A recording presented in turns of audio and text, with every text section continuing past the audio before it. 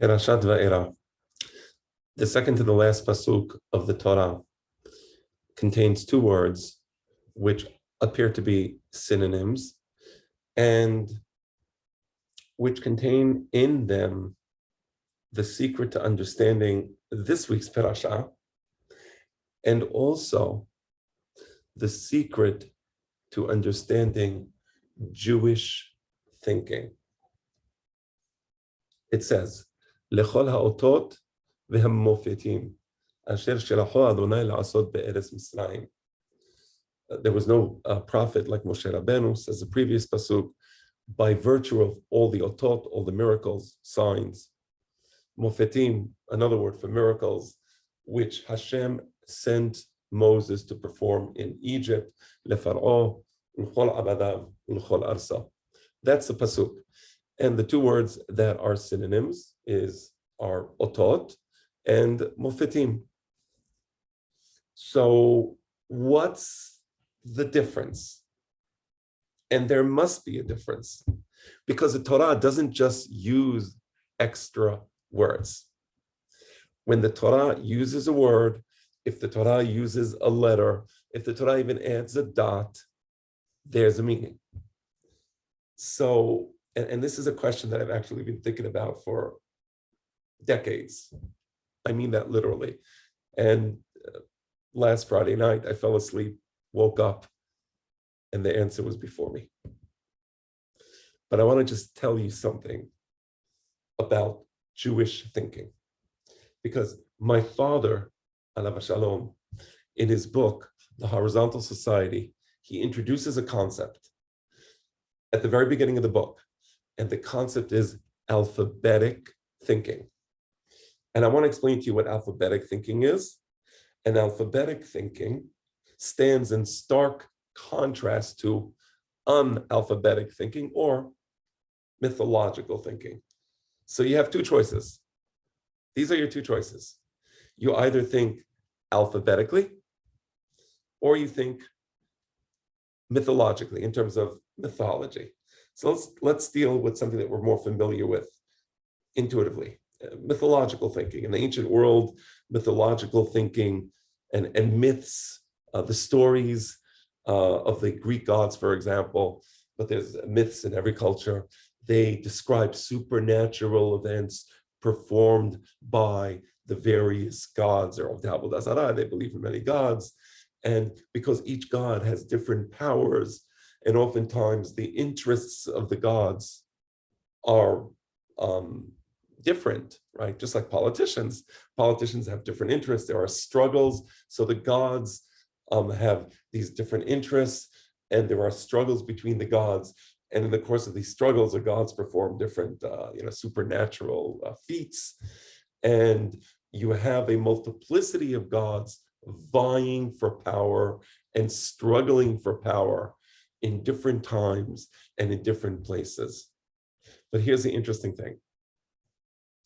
The actions of these gods profoundly affects the fate of human beings. And I didn't use the word destiny because destiny implies that human beings have choice. But in these myths, oftentimes people are the subjects of fate. What the gods do affects what's going to happen to the people. So an example, when I was growing up, English literature, we were in elementary school, we were taught, or perhaps it was high school, the Iliad of Homer. This is from the 8th century BCE. It's an ancient Greek poem that describes only a few weeks of the 10-year Trojan War.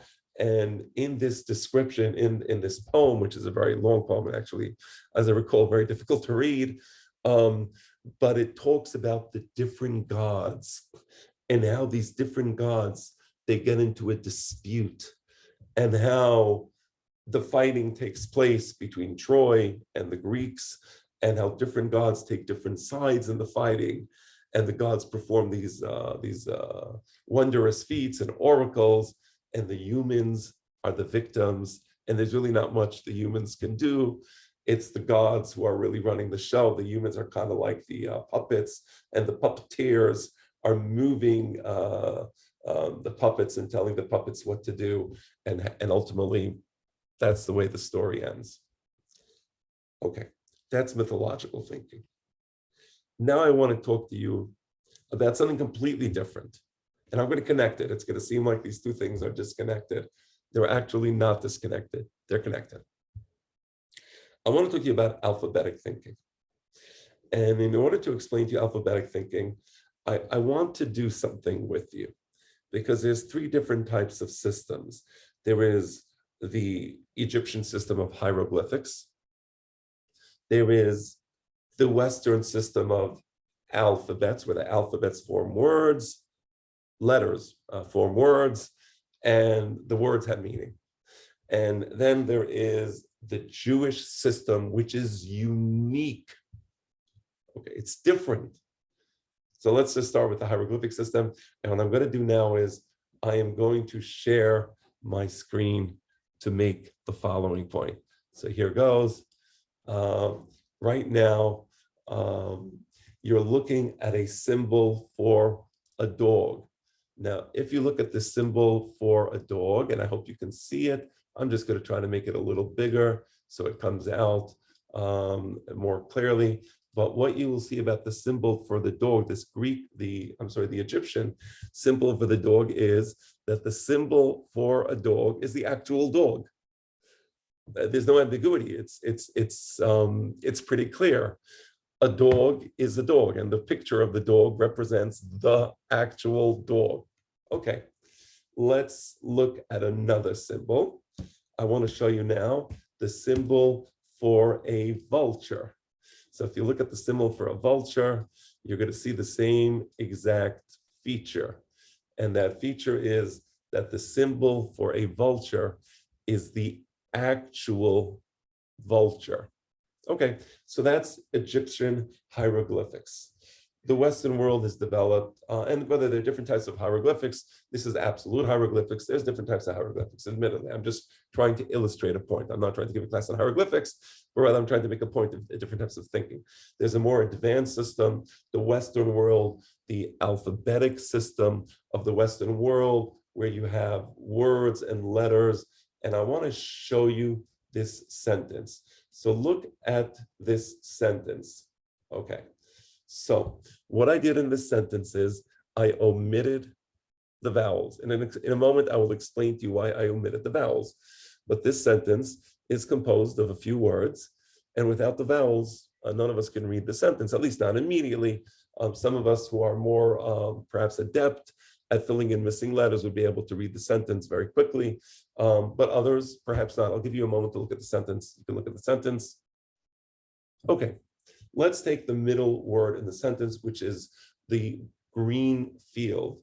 So you have the word, you have the letter H, you have an empty field, and you have the letter T. Okay, one possibility is it could be the word hat, right? So if you put the missing vowel was an A, then the word is hat. But the missing vowel may have been an O. And if the missing vowel was an O, then actually the word is hot. But there's a third possibility. The third possibility is that the missing vowel was actually an I. Here we go. And therefore the word is hit. And finally, indeed, there is a fourth possibility. The fourth possibility is that the missing vowel was a U and the word is hot. Okay, so that's not the way the Western alphabetic system or system of sentences and words works. In the Western world, when you have a text, you have consonants and you have vowels. So if I put the letter O here, you immediately understand hot. If I put the I here, you see it's hot, and there's two vowels missing here. It's hot outside. Oh, there's another consonant. It's hot outside. Oh, there was actually another one here that I didn't put. So here, that's the word. It's hot outside. But you don't really have to do that, right? Usually you have the words right there in front of you It's hot outside. You read the words, it's clear, and it's not as in your face or in your mind as Greek hieroglyphics, but it's pretty close there. It's telling you, here's how to read these words. Here's how to read the consonants. You read the consonants based upon the vowels. Here's the thing, and now I'm going to unshare the screen. Here's the thing about the Hebrew alphabet. And this is what makes the Hebrew alphabet unique. If you look at the Torah Shebichtav, the Torah Shebichtav is unvocalized. It doesn't contain vowels. So if you're looking at a word or a sentence in the Torah Shebichtav, you would see it's hot outside. You would not see those vowels. So how do you know what the vowels are? And the answer is the reader is forced to provide the vowels. So when the reader looks at a word or a series of words, he's supposed to provide the vowels in his mind. And then he reads the word. So there's an interaction between the reader and the text. It's a profound interaction, right? And then you generate meaning. You generate meaning from the text because the reader supplied the vowels, and now the text has meaning based upon the vowel supplied by the reader. That's the amazing thing about the Hebrew text.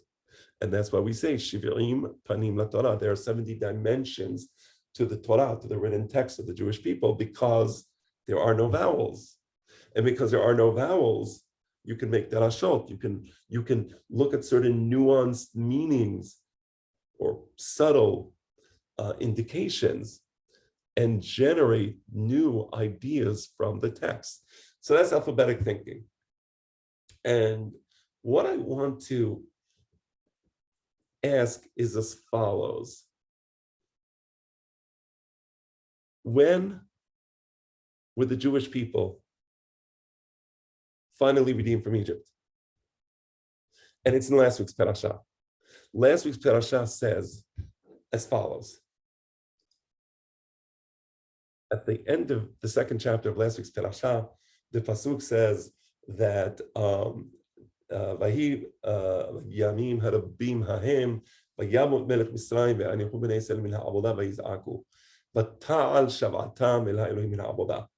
It says that at a certain point in time, namely when the king of Egypt, the Pharaoh died, the people began to scream out in anguish, and they were screaming out in anguish because of the slavery, min ha'avodah. So they were screaming out to Hashem, protesting the slavery that they were suffering. And at that point, God listened to them. And at that point, God immediately goes to Moshe Rabbeinu and he says, let the Jewish people out of Egypt. They're ready to leave Egypt. And the question is, couldn't Hashem let the Jewish people out of Egypt beforehand? Why did they have to stay there for so long? Why did they have to suffer for so long? Let them out. And the answer is profound. Again, I learned this from my father. God is willing to redeem slaves from their bondage, but there's a condition. The condition is that the slave must first realize that he is a slave. The slave must realize that there's something wrong with this system that forces him into a brutal life of hard labor. If you don't understand that there's something wrong with the system that enslaves you, God won't redeem you. You first need to reach the consciousness which says, hold on, the gulag, it's wrong. I protest. The suffering, the persecutions, the tyranny, the tyrants, they're wrong. They have no right to treat us like this. The leaders, the political elite that force us to do things that no free man should be forced to do, they're wrong. And I protest against these tyrants infringing upon my natural freedoms given to me by God. That's where the Jewish people were. And that's where the Jewish people were immediately redeemed. Immediately, not a moment later. Hashem immediately sends Moshe Rabbeinu. Immediately there's a Oisel Makot, and the Jewish people are taken out of Egypt. And the question is, how did the Jewish people understand that they are slaves? Because, if you go to North Korea, people think that life in North Korea is completely normal. And if you go to Russia, the Soviet Union in the 70s and before, people thought, oh, communism was the best. It's perfectly normal to wait every day online to get a dry piece of bread. And so it is with all tyrannies and all dictatorships. People always think, well, it's normal. So how does an individual, or do individuals living in a system of tyranny reach the realization that there's something wrong with the system that enslaves them? And the answer is in the two words that I began this class with, otot and mofetim. Let me tell you what the word mofet means.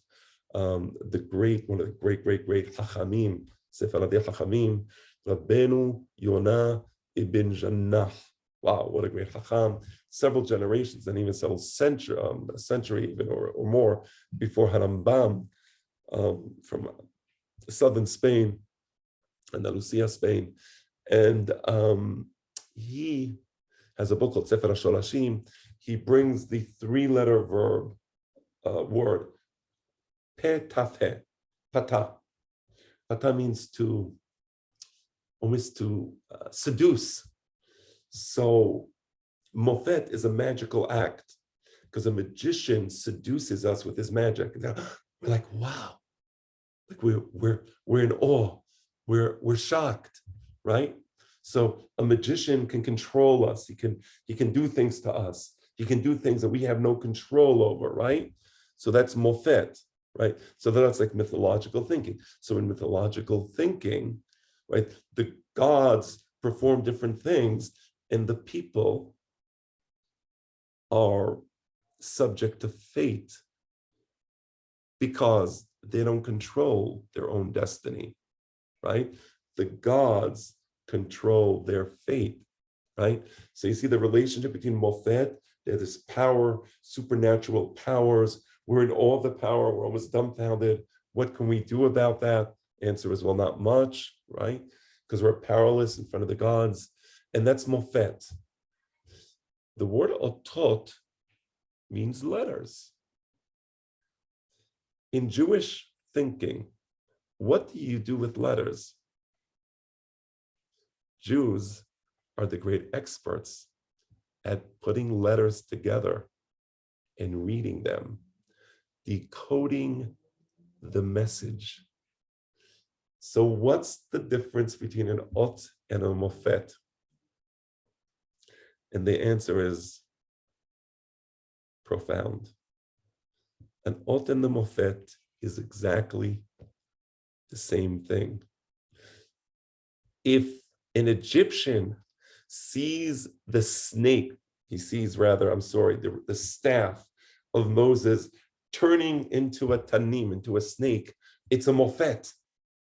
It's an oracle. Oh my gosh. And then what do? You perform your own oracles, right? And try to put the other side in awe, right? But it's a mofet.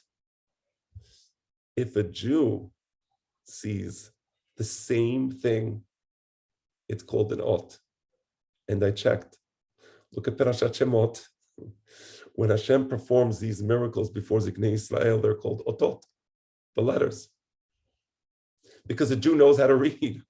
Because the Jew, when he sees this, he says, okay, let me put this together. Let me put together the miracle of the mateh with the miracle of the sara'at, the leprosy, and the miracle of the blood. And they see there's a certain message here. They put the letters together and they read the text. And in the previous class, other classes I gave, I taught what the meaning of the textual meaning of the miracles are. When the Egyptians look at the same miracle, they see a mofet, right? They don't know how to read, right? Because they think in terms of hieroglyphics. So now you understand. When an Egyptian sees the Pharaoh, the great Pharaoh, they are obedient to the great Pharaoh because he is connected with the gods. That's not slavery. This is a godlike figure. It is an honor to serve the Pharaoh, and they do so uncritically. And in Mitzrayim, everybody was avadim, right? Jewish people may have been at a lower level of Avdut, but everybody was avadim to Pharaoh. That's why Mitzrayim is not called Bet Avdut, a place where there's slavery. What's Mitzrayim called? It's called Bet Avadim, a house, right? A house of slaves. Everybody in Mitzrayim were slaves. What made the Jewish people unique is that they saw they were slaves. And do you know how they saw they were slaves? Because they didn't look at the world in terms of oracles, in terms of mythological figures. They saw otot. They knew how to read things. They knew how to put things together, and they knew how to supply the missing vowels. Because when a regular person looks at a sentence, he just sees consonants, he becomes all confused. He doesn't understand what to do with the sentence, right? So Paro is a god. Of course, we will serve the god. Jew doesn't think like that. So if a goy looks at it, he looks at it mythologically, he sees oracles, he understands the idea of fate, and he submits to fate. If a Jew looks at it, he says, there is one God who is writing a message for us. And the Jewish people read the message and they leave Mitzrayim. Shabbat Shalom Mevorach.